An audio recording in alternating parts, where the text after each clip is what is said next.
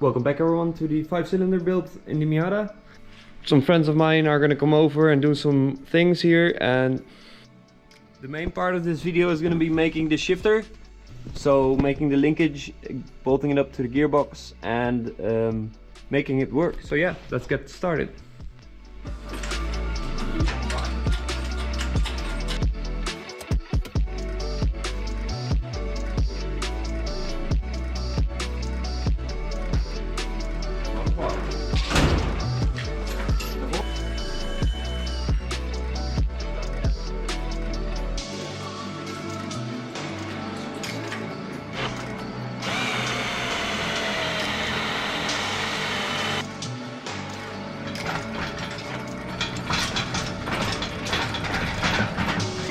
Handschoen gevonden. Deze en ik heb jou deze. Oh, Mine doesn't do that. dat is jouw. Is dat normaal doen?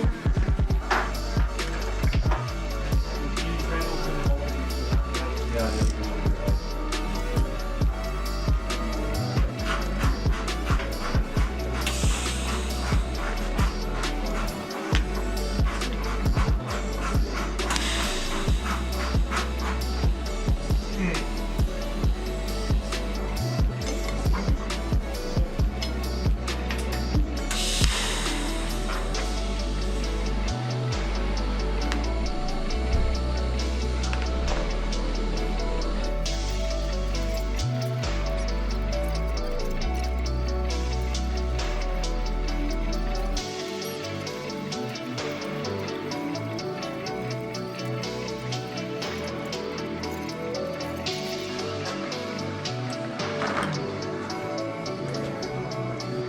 dat hoe ver je gaat? Ah, ik wil niet dat hij mijn dynamo eraf tieft, dat is het voornaamste. Net. Niet maar zo, hè?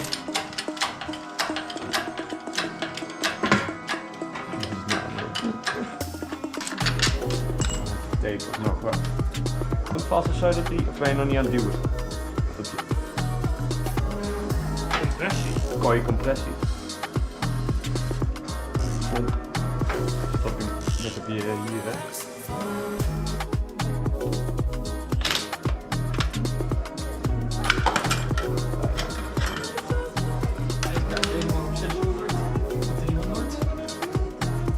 Goed extract voor mij. Precies, eigenlijk kan hij kan ook wel een hoek, of niet? Ik heb het nog de vingers. Ja. Komt ie, hè? 3, 2, 1.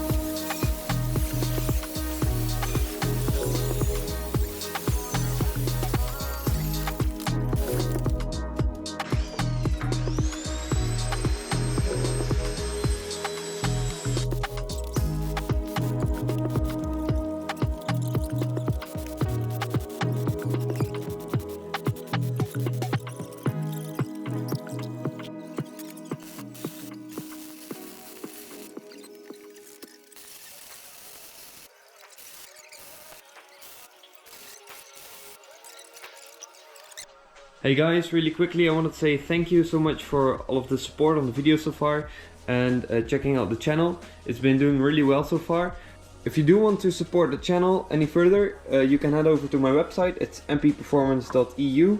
Last time I showed you guys the gas cap magnets, which allow you to clip onto the MX-5 gas cap and snap it to the inside of the fuel lid. I also offer a bunch of different things for MX-5, like crank savers and dash switches in multiple configurations and layouts. I also offer stuff that isn't MX-5s, like standalones and sensors for them, and some stuff that isn't readily available, like these dash switch dummies and ECU dummies. You can see right here, that's the black. So these are used for wiring up your ECU if you don't know yet if you want to buy it, but these are inexpensive.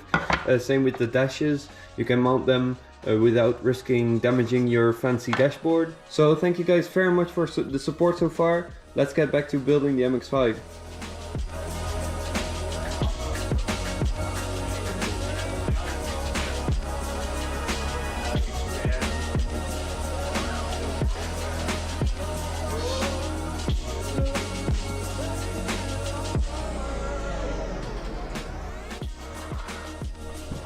Here's the finished gearbox mount, and I've also sealed the angle iron bits. And this is the gearbox. I've got the original shifting shaft with the collar that goes around right there at the top. You twist and move it forward and backward to switch gears on this gearbox. And I've got the original collar, and I'm going to be cutting it to size, because here I've got, you'll see that at the top of the car, a ball joint with a pipe to which my shifter connects. Here's the temporarily still very long shifter, which will probably end up being like this tall or something, I don't know yet. And I will be cutting it and making a little piece so it connects to the gearbox.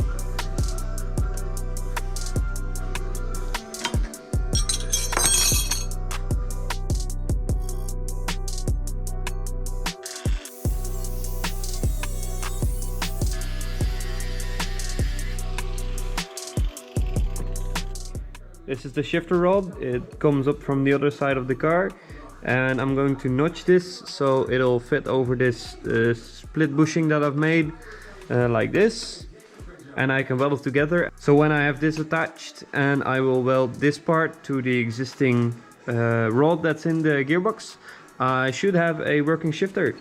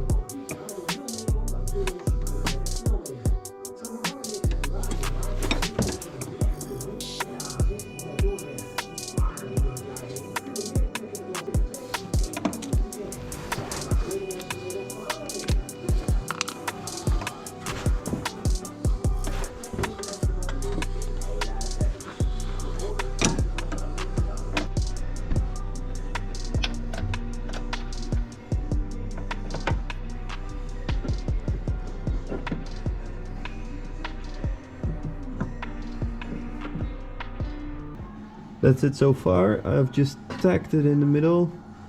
It should be this right length, but I'll test it out to see and we'll make sure. Let's get it fitted.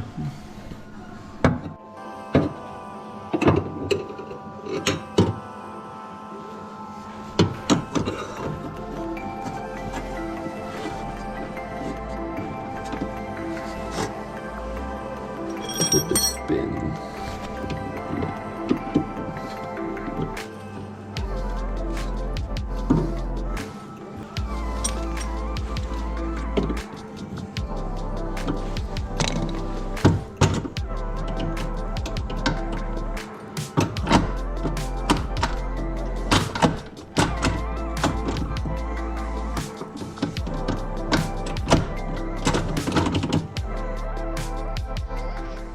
So in the car, the shifter is hooked up. You just saw it move down below. So this is first, it's second, third, fourth, fifth, sixth, and then because it's a BMW gearbox, it's left of the first, so it's another click, and then forward, that's reverse. Everything worked. I'm really happy with how this came out. It's actually still tacked in at the bottom. It's already quite stiff and it works really well. And I got the length first try. There's basically no slop in this, just a little bit side to side, but that's just because I probably also need to replace this with a proper collar. So yeah, my friends got the engine back in time. So my friend Amy did the timing belt again. I had when in the video of the original engine assembly, I actually got the wrong belt and the wrong tensioner, so she replaced it and put it back in time and put all the covers on. Although this one probably won't fit with the hood, but we'll see later.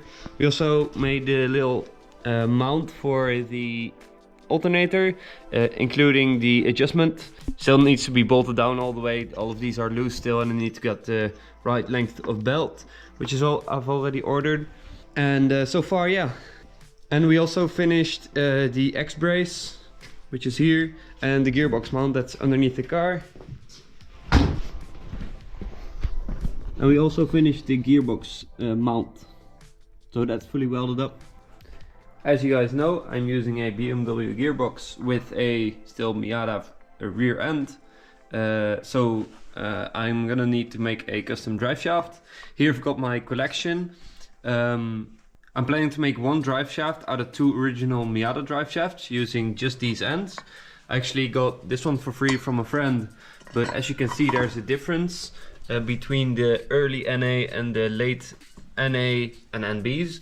Those are the same, but the early NAs with the weaker diff as well, they have a smaller diameter drive shaft, just barely, and the flange is also different, so I'm not going to be needing this one. But I am going to be using my old one and a one I got from a different friend. This is a late NB, and this is also out of some NB which I've got the torsion from.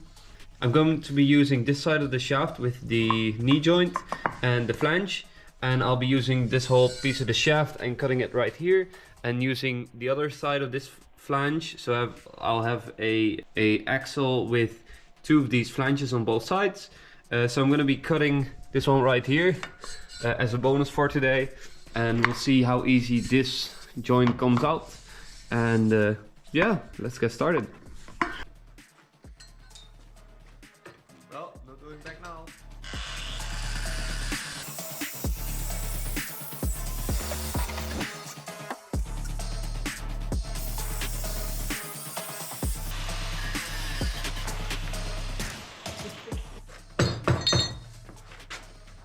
What's inside a Miata drive shaft? Nothing. As expected, of course. So here's the end on both sides.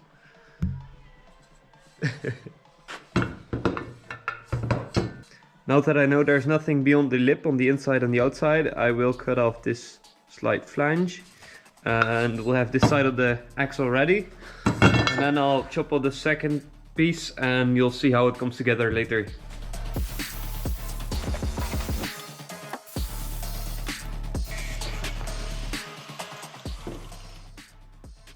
So here's the two drive shafts. As you can see, I've cut what would normally be the gearbox side off. This normally slots into the gearbox of the Miata.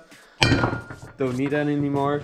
I also cut the second one, and now you'll see how this custom drive shaft will turn out. I will have these two, of course, cut to length, but butting up, and I will put a sleeve over both. So that's just another pipe with an inside diameter that's almost the exact same as this outside diameter. And I'll put a bunch of holes in the outside pipe, and I will plug weld them all. And later I'll have it balanced. But it's gonna be basically two pipes inside another pipe. So it'll remain as straight as possible as I can make with the stuff I've got. And yeah, so I'm gonna be making this shaft this way. Big thanks to Cameron, the guy on Instagram. He made a T5 Miata and he used a similar method. And I'm going to be reusing that and making my own custom drive shaft. And you'll see this finished in a later video. And we'll also go and balance it so it doesn't vibrate the whole car when I'm driving. So thank you very much for watching, and I will see you next time.